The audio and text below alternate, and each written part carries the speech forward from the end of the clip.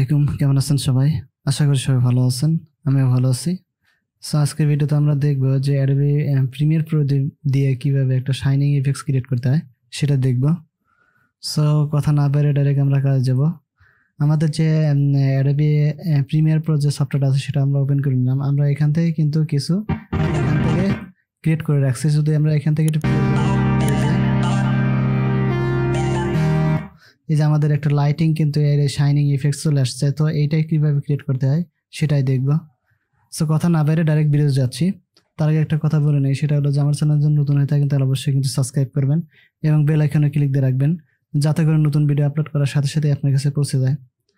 So আমরা এখান থেকে যে কোনো লোগো দিয়ে কিন্তু এই ধরনের একটা কাজ করতে পারি। তো আমরা এখান থেকে এই যে আমাদের যে ইয়াটা ক্রিয়েট করে রাখছি সেটা আমরা সম্পূর্ণভাবে এখান থেকে ডিলিট করে দিলাম।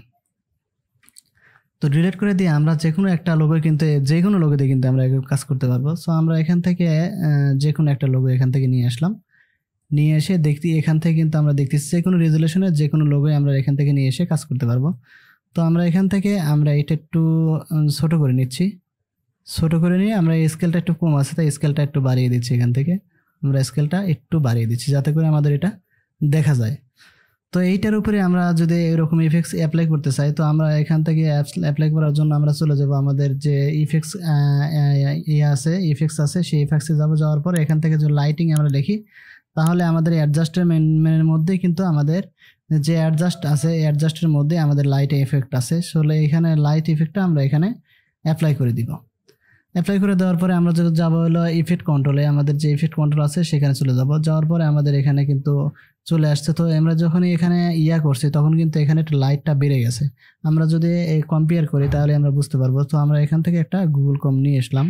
নিয়ে আসার পরে আমরা এখান থেকে দেখতেছি যে এখানে আমাদের যেটা অ্যাপ্লাই করছি ইফেক্ট আর এটাতে কিন্তু অ্যাপ্লাই করা নাই। তা আমরা এখান থেকে দেখি এই যে এটা কিন্তু আমাদের একটু আছে, গোলা আছে, কিন্তু এটাতে কিন্তু আলো বাড়ানো আছে। এই যে ঠিক আছে, এখানে কিন্তু আলো বেড়ে গেছে আর এখানে কিন্তু আলোটা কমে গেছে। তো আমরা এই লাইট এফেক্ট অ্যাপ্লাই করার জন্যই কিন্তু এটা লাইটটা বেড়ে গেছে। তো আমরা এটা ডিলিট করে দিচ্ছি। ডিলিট করে দেওয়ার পরে আমরা এখান থেকে প্রথমে যাব, একদম শুরুতে আমরা এটা ক্লিক করলেই আমাদের এখানে যে ইফেক্ট কন্ট্রোলের থেকে আমাদের এই লাইটিং ইফেক্টস কিন্তু এখান থেকে চলে আসছে।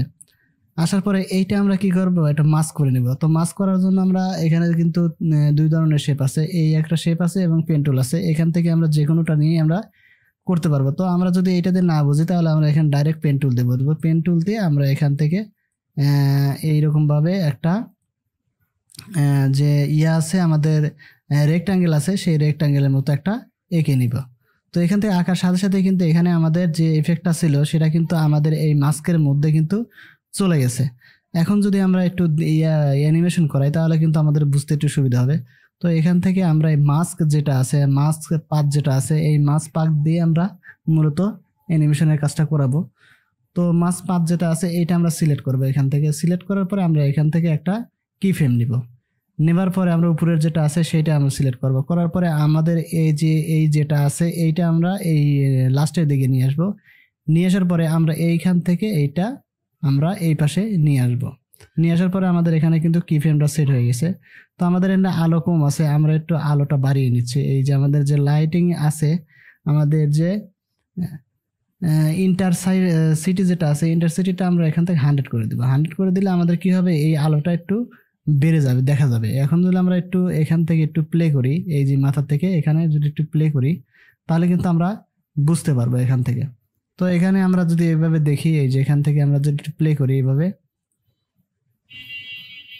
আমার এখানে যে আমরা দুইবার করে নিছি এই জন্য কিন্তু আমাদের লাইটিংটা শো করতেছে না। তো এখান থেকে যদি আমরা দেখি এই যে এখানে যে আছে সেটা কিন্তু লাইটটা শো করতেছে না। যদি আমরা এখান থেকে দেখি এই যে আমরা এখানে এই যে কি ফ্রেমটা আছে এটা কিন্তু আমরা ডিলিট করে দিব। ডিলিট করে দেওয়ার পরে আমরা এখান থেকে এই যে শুরুতে আছে আমরা এইটাকে কোথায় নিব, এইটা এই যে আমরা এখান থেকে লাস্টে নিব। নেওয়ার পরে আমরা এখানে এইটা এইভাবে নিয়ে এখানে ছেড়ে দিব।